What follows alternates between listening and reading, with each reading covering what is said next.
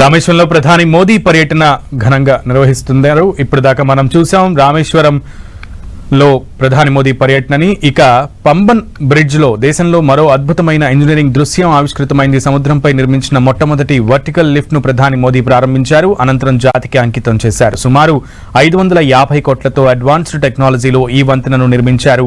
100 ఏళ్ల పాటు అందుబాటులో ఉండేలా నిర్మాణంలో జాగ్రత్తలు తీసుకున్నారు. అత్యాధునిక టెక్నాలజీతో కొత్తగా ఈ బ్రిడ్జ్ నిర్మించారు. దీని జీవితకాలం 100 ఏళ్లుగా సాంకేతిక నిపుణులు చెబుతున్నారు. ఈ వంతెనపై రైలు గంటకు 75 కిలోమీటర్ల వేగంతో ప్రయాణిస్తుంది. 2.08 కిలోమీటర్ల పొడవుతో పంబన్ కొత్త బ్రిడ్జ్ నిర్మించారు. ఈ వంతెనలో ప్రత్యేకంగా నిలిచిన వర్టికల్ లిఫ్ట్ బరువు 600 మెట్రిక్ టన్నులు.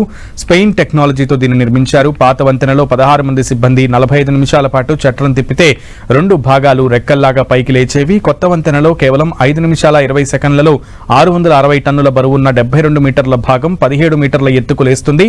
2019లో నిర్మాణ పనులు మొదలవగా కరోనా కారణంగా కొంతకాలం ఆలస్యమైన 2 ఏళ్లలో దీన్ని పూర్తి చేశారు. లిఫ్ట్ టవర్ పైభాగంలో ప్రత్యేకంగా supervisory control and data acquisition centre ఏర్పాటు చేశారు. వంతెన భాగంలో ఎక్కడైనా లోపాలు తలెత్తితే వెంటనే అలర్ట్ చేస్తుంది. అక్కడి భారీ కంప్యూటర్లో లోపాలను చూపిస్తుంది.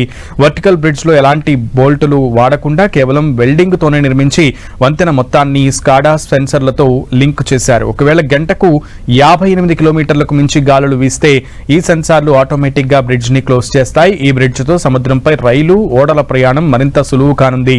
పంబన్ బ్రిడ్జ్ ను పూర్తిగా stainless steel high grade protective paint తో పూశారు. ఈ వంతెనపై భవిష్యత్ అవసరాలకు అనుగుణంగా డబుల్ రైల్ ట్రాక్లు ఏర్పాటు చేసేలా దీనిని నిర్మించారు. రామేశ్వరం దీవిని భారత భూభాగంతో కలుపుతూ 1914లో పంబన్ రైల్వే వంతెన అందుబాటులోకి వచ్చింది. అయితే 110 ఏళ్లు కావడంతో బ్రిడ్జ్ కి తుప్పు పట్టింది. దీంతో 2022లో ఈ వంతెనను మూసివేశారు. ఆ తర్వాత అత్యాధునిక టెక్నాలజీతో కొత్తగా ఈ బ్రిడ్జ్ నిర్మించారు. 2019లో నిర్మాణ పనులు మొదలవగా కరోనా కారణంగా కొంతకాలం ఆలస్యమైన 2 ఏళ్లలో దీన్ని పూర్తి చేశారు. 2022 డిసెంబర్లో పాత వంతెనపై రైళ్ల రాకపోకలు నిలిపివేశారు. అప్పట్లో రోజుకు 18 ట్రిప్ల రైళ్లు తిరిగేవి. కొత్త వంతెన అందుబాటులోకి రాగానే మరిన్ని రైళ్లు తిప్పేలా ఏర్పాట్లు చేస్తున్నారు.